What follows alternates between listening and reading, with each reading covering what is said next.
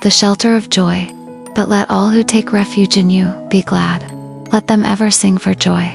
Spread your protection over them, that those who love your name may rejoice in you.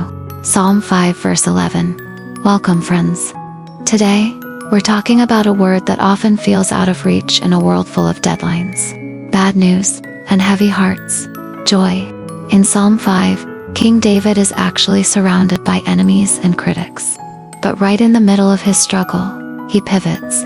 He doesn't wait for his problems to disappear before he finds joy. He finds joy by choosing a refuge.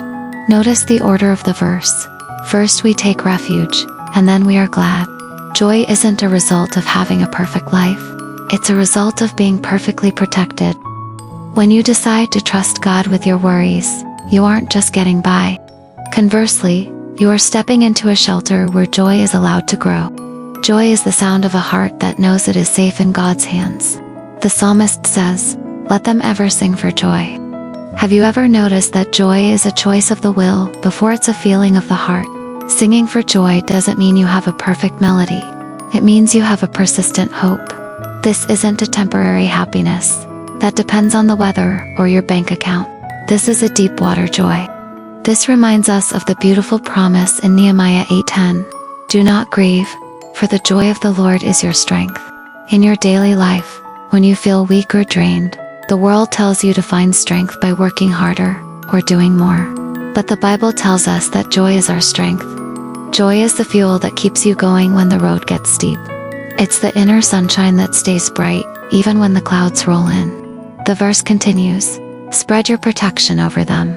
The Hebrew word used here for protection actually paints a picture of a sukkah, temporary shelter, or a canopy. Imagine God spreading a massive spiritual umbrella over your life. When you love His name, you are invited to live under that canopy. You aren't just visiting joy, you are residing in it. This is echoed by Jesus in John 15:11, where He says, "I have told you this so that my joy may be in you, and that your joy may be complete." Jesus wants your joy to be complete, not partial, not just enough to get by, but overflowing. That happens when we realize that the canopy of God's protection is always over us. You can rejoice today because the Creator of the stars has pledged to cover you with His wings. Let's close by taking a joy audit. Right now, think of one thing that has been weighing on you. Now, visualize yourself placing that thing under the canopy of God's protection.